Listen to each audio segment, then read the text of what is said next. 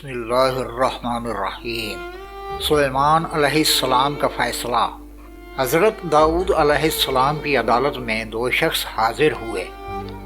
ایک نے یہ دعویٰ کیا کہ اس دوسرے شخص کی بکریاں رات کو میرے کھیت میں گھس گئیں اور انہوں نے میرا سارا کھیت کھا لیا ہے۔ حضرت داؤد علیہ السلام نے یہ فیصلہ دیا کہ سب بکریاں کھیت والے کو دے دی جائیں۔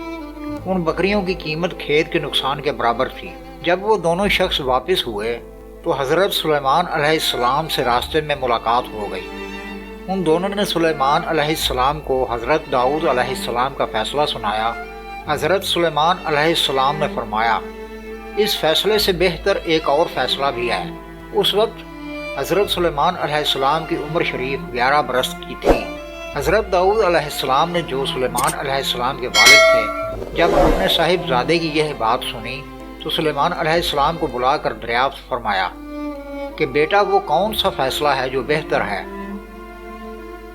سلیمان علیہ السلام نے فرمایا، وہ یہ ہے کہ بکریوں والا اس کھیت کی کاشت کرے اور جب تک کھیتی اس حالت کو پہنچے جس حالت میں بکریوں نے کھائی ہے، اس وقت تک کھیتی والا بکریوں کے دودھ وغیرہ سے فائدہ اٹھائے اور کھیتی اس حالت میں پہنچ جانے کے بعد کھیتی والے کو کھیتی واپس کر دی جائے، بکریوں والے کو اس کی بکریاں واپس کر دی جائیں۔ یہ فیصلہ حضرت داؤد علیہ السلام نے بھی پسند فرمایا۔ حضرت سلیمان علیہ السلام کے یہ دونوں فیصلے از روئے اجتہاد تھے۔ معلوم ہوا کہ اجتہاد کرنا انبیاء کرام علیہم السلام کی سنت ہے۔ حکایت نمبر 2، ماں کی مامتا۔ حضرت داؤد علیہ السلام کے زمانے میں 2 عورتیں تھیں۔ دونوں کی گود میں 2 بیٹے تھے۔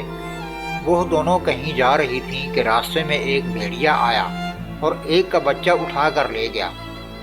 وہ عورت جس کا بچہ بھیڑیا اٹھا کر لے گیا تھا، دوسری عورت کے بچے کو چھین کر بولی کہ یہ بچہ میرا ہے، بھیڑیا تیرے بچے کو اٹھا کر لے گیا ہے۔ بچے کی ماں نے کہا، بہن اللہ سے ڈر، یہ بچہ تو میرا ہے، بھیڑیے نے تیرے بچے کو اٹھایا ہے۔ ان دونوں میں جب جھگڑا بڑھ گیا تو دونوں حضرت داؤد علیہ السلام کی عدالت میں حاضر ہوئیں۔ حضرت داؤد علیہ السلام نے وہ بچہ بڑی عورت کو دلا دیا۔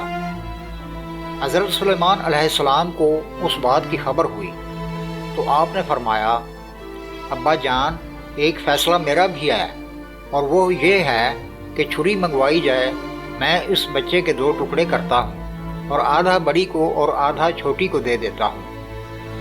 یہ فیصلہ سن کر بڑی تو خاموش رہی اور چھوٹی بولی کہ حضور، آپ بچہ بڑی ہی کو دے دیں، لیکن خدا را بچے کے ٹکڑے نہ کیجیے۔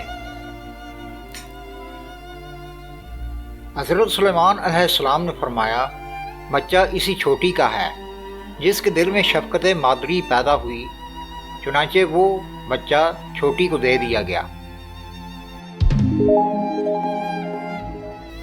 سلیمان علیہ السلام اور ملک الموت۔ حضرت سلیمان علیہ السلام کے دربار عالی میں ایک آدمی گھبرایا ہوا حاضر ہوا اور عرض کرنے لگا، حضور، ہوا کو حکم دیجئے کہ مجھے سرزمین ہند میں پہنچا دے۔ حضرت سلیمان علیہ السلام نے فرمایا، بات کیا ہوئی؟ یہاں سے کیوں جانا چاہتے ہو؟ وہ کہنے لگا، حضور، ابھی ابھی میں نے ملک الموت کو دیکھا ہے، وہ مجھے گھور گھور کر دیکھ رہا تھا، وہ دیکھیے، وہ مجھے اب بھی گھور رہا ہے۔ حضور، میری خیر نہیں، مجھے ابھی ہند پہنچا دیجیے۔ حضرت سلیمان علیہ السلام نے ہوا کو حکم دیا تو ہوا فوراً اس کو ہند چھوڑ آئی۔ تھوڑی دیر کے بعد ملک الموت حضرت سلیمان علیہ السلام کے پاس آیا اور عرض کرنے لگا، حضور، سنا آپ نے اس آدمی کا قصہ؟ خدا کا مجھے حکم تھا کہ اس شخص کی جان سرزمین ہند میں قبض کرو۔ میں حیران تھا کہ اس کی جان ہند میں قبض کرنے کو فرمایا گیا ہے اور یہ یہاں آپ کے پاس کھڑا ہے۔ میں اسی حیرانی میں اسے دیکھ رہا تھا کہ خود ہی اس نے ہند جانے کی تمنا ظاہر کر دی۔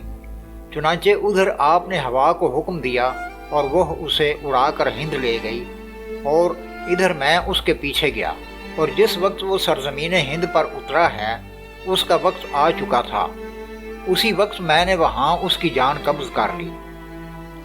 سبق: موت سے بھاگنا مشکل ہے، جہاں پہنچو گے یہ آ جائے گی۔